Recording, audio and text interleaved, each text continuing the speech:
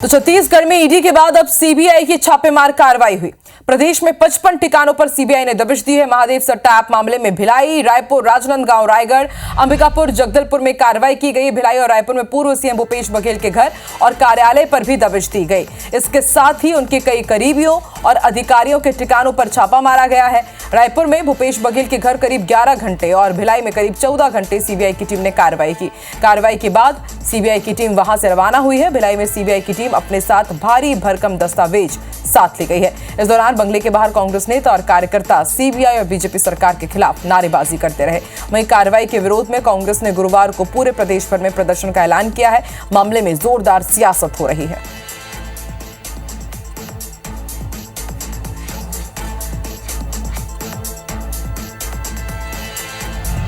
रायपुर में भूपेश बघेल की बंगले के सामने की ये तस्वीर है और देखिए दिन भर यही माहौल रहा। दिन भर कांग्रेस के नेता कार्यकर्ता इसी तरह से नारेबाजी करते रहे। क्या कहेंगे इस तरह के प्रदर्शन को लेकर? देखिए, सीबीआई और ईडी को सामने लाकर भारतीय जनता पार्टी विपक्ष के नेताओं को आवाज को दबाना चाहती है।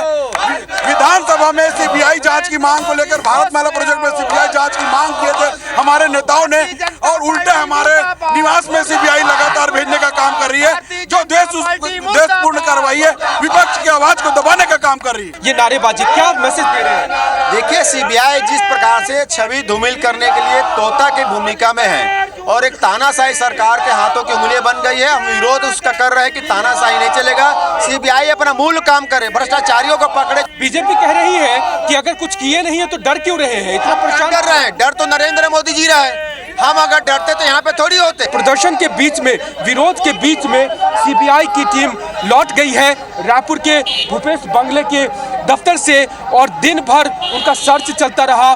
चर्चा ये है कि बंगले के अंदर से कुछ दस्तावेज बरामद हुए हैं जो जायदाद के बताए जा रहे हैं, लेकिन पुष्टि उसकी नहीं है। और दिन भर की कार्रवाई के बीच एक तरफ बंगले में सीबीआई की कार्रवाई चलती रही और दूसरी तरफ दिन भर उस बंगले के बाहर जो कांग्रेस के नेता हैं, कार्यकर्ता हैं, वो भी डटे रहे, लगातार नारेबाजी करते रहे और सीबीआई और केंद्र सरकार और बीजेपी के खिलाफ वो नारेबाजी करते रहे। कैमरा पर्सन धर्मचंद साहू के साथ राजेश राज, IBC 24 रायपुर।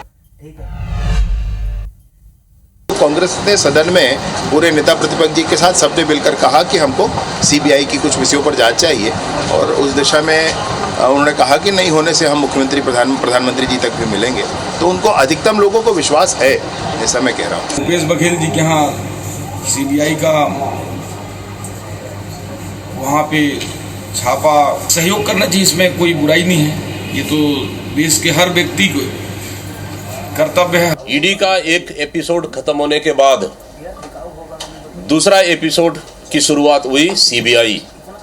मैं समझता हूं कि ये रेड सेंट्रल एजेंसियों का दुरुपयोग बदले की भावना से है। जो माल वाले हैं वो समझे, यहाँ तो कौन छत्तीसगढ़ी माल वाला है? किसान आदमी लोगों को, मेहनत कश लोगों को परेशान करने से आपको क्या मिलेगा? तो सीधा सीधा बात है कि प्रेशर पॉलिटिक्स है।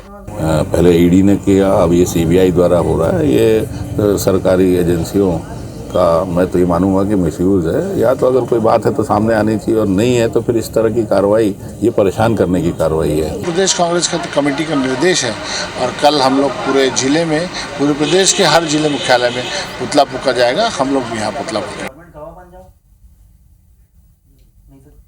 रायपुर से आया, उसके बाद परिवार के साथ बैठा था।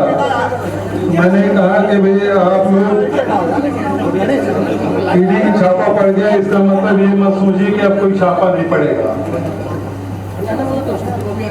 मिसेज ने कहा कि और कौन सा छापा पड़ेगा? मैं महादेव सट्टा का भी छापा पड़ा। 12 घंटा नहीं हुआ और सीबीआई वाले पहुंच गए और उन्होंने कहा कि हम महादेव सट्टा में जांच करने आए। मैं वो स्वागत है।